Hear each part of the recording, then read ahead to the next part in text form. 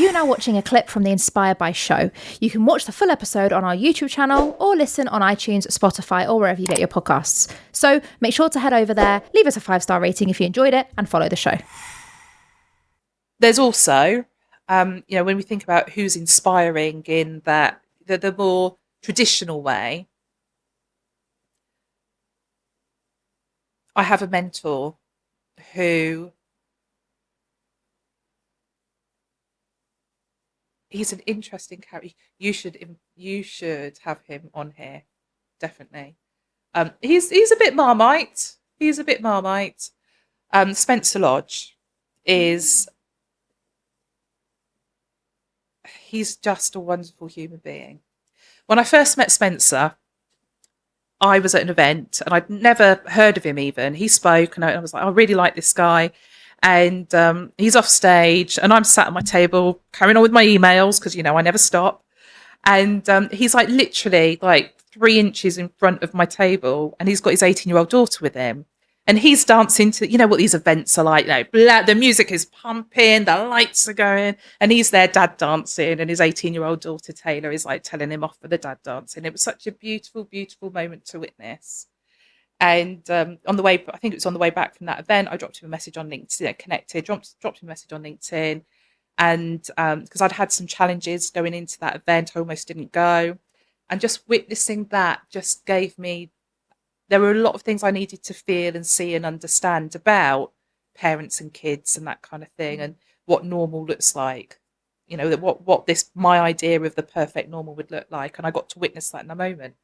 And I dropped him a message and just said, thank you because I got to see that and that was a gift.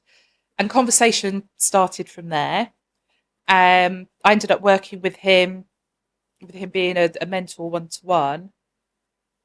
And I don't think there's another man on this planet that's made me cry so much in my life, who calls me out, who just sees through the bullshit and in a way that not many people do, who takes no prisoners, this guy, his to say he's successful in business is an understatement. It's I don't even know what the valuation is of his company now. It's a bit, last time I won't throw figures around, but it was sizable. And he's been a bit of a naughty boy, and he is, and he owns it. But he's good people. I remember, I was working with him as a sales mentor, sales coach, and we would jump on calls, and my life was falling apart, and I was in a mess. And he, at the end of the session, he's like, right, you need to rebook this session. He's like, this was just friends. You can talk to me anytime. And, I still refer to him as my mentor now. It's probably 2 years since I've had any formal mentoring from him. But I literally dropped him a message 2 weeks ago. He is always going to be there for me if and when I need him. Wow. And it is I see the things that he's doing. He's recently filmed a documentary to do with the essentially human trafficking, the sex trade. He's put himself in some really unsafe situations to go and interview people across the globe in places where this stuff's going on. Because he's earned his money, he lives a fantastic quality of life, and he has the privilege of having the resources available to be able to expose some of this stuff. So that's what he does. Wow. And it's just, and at the same time, he's a cheeky chappy, and he's 100% him, and you won't find him being any other way. And I love it. I absolutely love it. And let's face it, there's a lot of people out there that are the inspirations, the mentors, that kind of thing, where I'm in a commercial relationship with you, fantastic. You are the icing on the cake. Oh, your money's run out. See you later. Yeah. And so this is, it's genuine. I think that's the shadow side of mentorship though, isn't it? It's like we invest in mentors to guide us, And there is a bond that is formed, but it is based on a commercial relationship. And so I think a lot of people forget that when it comes to mentorship, or they go all in and then suddenly, like you say, bills due again, can't afford it. And it's like, see you later. Cut my ties. And I think that, okay, the money stops coming in. So maybe the value exchange stops, but it doesn't mean the relationship stops. And I think that's sometimes the difficulty we have in the industry that we're both in, which is mentorship. Yeah.